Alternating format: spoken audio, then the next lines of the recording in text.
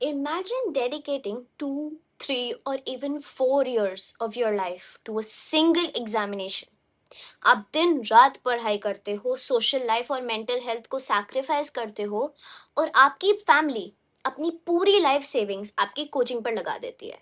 And then one day you wake up and find out that the entire exam has been scrapped because the system leaked the paper to criminal syndicates.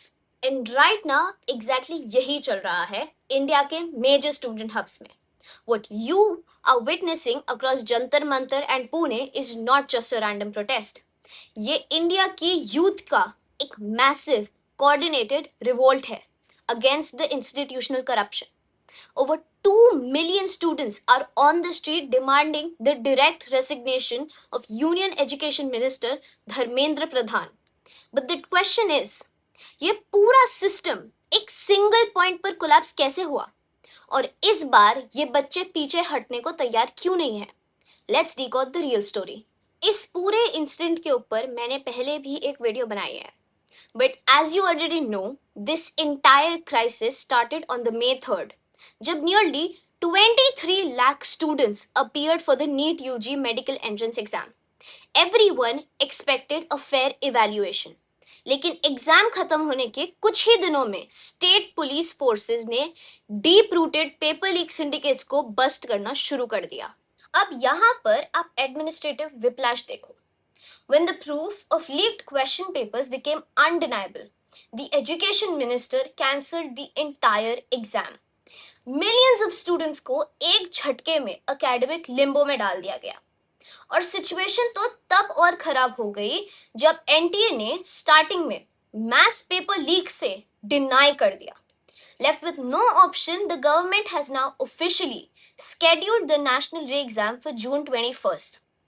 इस infrastructure failure ने student community के अंदर एक डर को एक गुस्से में बदल दिया है. Now to understand why this anger is shifting from social media to the streets, हमें इसके कोर मैकेनिक्स को समझना होगा. हमारे देश में कंपटीशन इतना ब्रूटल है कि गवर्नमेंट सीट्स का एक्चुअल सक्सेस रेट 3% से भी कम होता है. In exams like NEET, the margin of error is practically zero. जब कंपटीशन इतना रूथलेस हो तो एक सिंगल पेपर लीक का होना पूरी मेरिट लिस्ट को बर्बाद कर देता है. पर यह प्रॉब्लम सिर्फ एक एग्जाम तक लिमिटेड नहीं है. साइमल्टेनियसली सीबीएसई भी एक बड़े स्कैम के घेरे में है over its class 12 results and major discrepancies in its automated on screen marking system tender. Shockingly, the agitation has expanded into a broader fight against the systematic failure of multiple testing boards, including CUET and SSC. In short, India का hyper centralized one nation one exam model completely fail हो चुका है.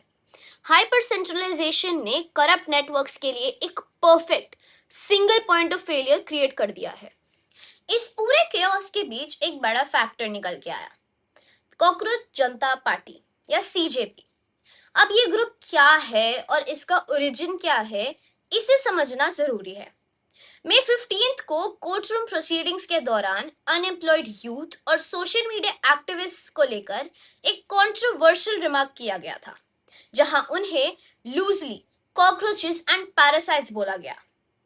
इस remark के बाद digital strategist Abhijit Dipke ने इस tagline को यूज करके एक सैटारिकल ऑनलाइन कैंपेन शुरू किया, जो थोड़े ही दिनों में वायरल हो गया और इसके इंस्टाग्राम पर 22 मिलियन से ज्यादा फॉलोअर्स हो गए.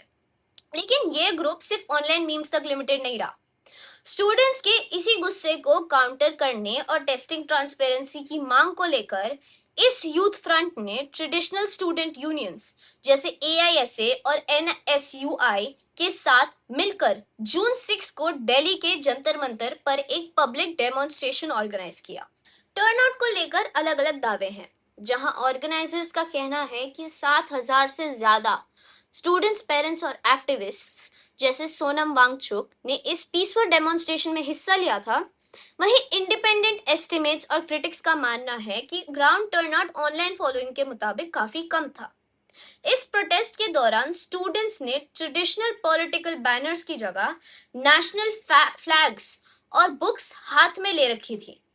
दिल्ली पुलिस और सिक्योरिटी फोर्सेस ने लॉ एंड ऑर्डर मेंटेन करने के लिए स्ट्रिक्ट विजिलेंस रखी और ये पूरा डेमोन्स्ट्रेशन पीसफुली एंड हुआ।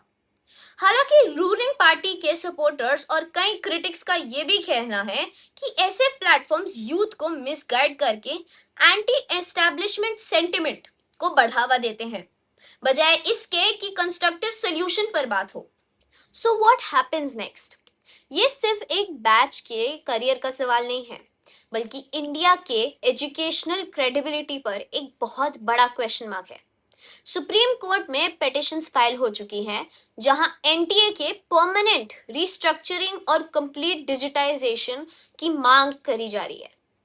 मिनिस्ट्री ऑफ एजुकेशन ने राधाकृष्णन कमेटी के रिकमेंडेशंस पर बात शुरू कर दी है, जिसमें एंड टू एंड इंस्क्रिप्शन और पेपर सेटिंग के लिए एडवांस्ड एआई टूल्स यूज करने का सुझाव दिया गया। एक बड़ा अपडेट ये भी है कि गवर्नमेंट अब नीट को पेन एंड पेपर मोड से शिफ्ट करके completely computer based test format में बदलने पर सोच रही है, ताकि फिजिकल लॉजिस्टिक्स, प्रिंटिंग और ट्रांसपोर्टेशन के लीक्स को हमेशा के लिए खत्म किया जा सके।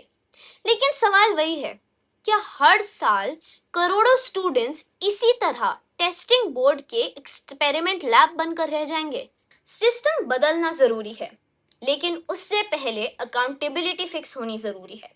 जब तक लीक्स और इंस्टीट्यूशनल नेग्लिजेंस के पीछे बैठे लोग आइडेंटिफाई नहीं होते, तब तक वन नेशन वन एग्जाम सिर्फ एक ऐसा सेंट्रलाइज सेटअप बन के रह जाएगा जो एक हल्के से झटके से भी कोलैप्स हो सकता है। आपको क्या लगता है, क्या एग्जाम्स को वापस सेंट्रलाइज स्टेट लेवल पर ले जाना चाहिए, या सीबीटी मॉडल यानी कंप्यूटर बेस्ड टेस्ट मॉडल ही इसका आखिरी सोल्यूशन है? अपने थॉट्स कमेंट में जरूर बताइए। वीडियो पसंद आए तो लाइक और शेयर करिए, and I will see you in the next one.